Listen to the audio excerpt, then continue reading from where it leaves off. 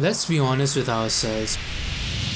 Marvel hasn't been the same ever since Endgame. Barring a couple of movies, it's always been underwhelming to say the least, both in terms of box office numbers and how people felt watching the movie. Every once in a while, there is a slight glimmer of hope when new projects are announced, only to see that turn into disappointment when it's translated to reality. Current state of Marvel and DC are really nightmares for superhero fans. Gone are the days when people used to fight for their favorite Avengers, get emotionally connected with the motivations each character had, and root for their beliefs because they did a good enough job to inculcate us the teachings of what being a superhero means and that anyone can be a superhero. Now we just cringe over the forced humor, save our faces in public when we say we are a Marvel fan, and just hope to God that things start changing. Even though Marvel's movies and TV shows have been subpar, they always do a good enough job towards the end of giving a hint or clue of what better could come in the future, and fans keep dwelling on the false hope of what the future could hold instead of enjoying the current state of movies. Amidst all chaos, there stood a man who, unaffected with all that's happening outside, created a gem of a movie and gave a fitting farewell to the franchise so close to his heart. James Gunn, on his last venture with the Marvel Cinematic Universe, stuck to his strengths, didn't try anything fancy or new, and delivered what we can safely call the best Marvel movie of 2023. Or even better, best Marvel movie since Phase 4 after Spider-Man No Way Home. Here's what I felt about the movie and why it deserves to be talked about more, so we can see more movies like these from Marvel in the future.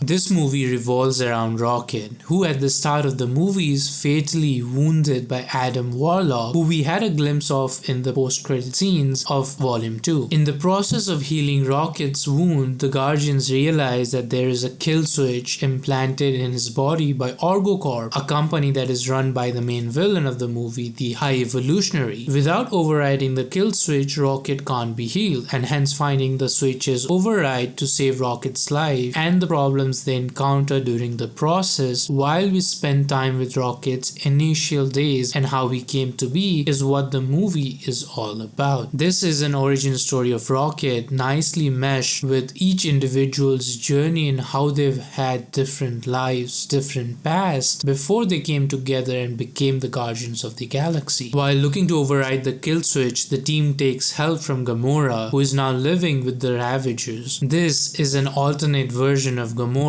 and not the one who fell in love with Quill. Quill, on the other hand, takes time to realize that loving someone is letting them be themselves, which is what I think is the best underlying message from this movie. The portrayal of relationships through different lenses. It is what we want a certain person to be versus what they really are. We should be in peace with how they are and not try to make them what we want them to be. Drax can be slow and casual sometimes, but he has a pure heart and is always giving it all to save his friends. People can't understand Groot, but he's been nothing but a helpful hand. Nebula and Peter are like us at the start of the movie, trying to find flaws in people or wanting them to be how we imagine they should be. And having that character development towards the end of the movie is really a powerful underlying message. This is where I think James Gunn shines as a director. Having an ensemble cast of so many loved characters, it's really easy to miss a character in lieu of the screen time and progression of the plot. But James manages to interweave several individualistically different characters and present their own motivations and having audiences root for them. So much so, we even have some time for Kraiglin's character to get himself together and follow Yondu's teachings for handling the arrow.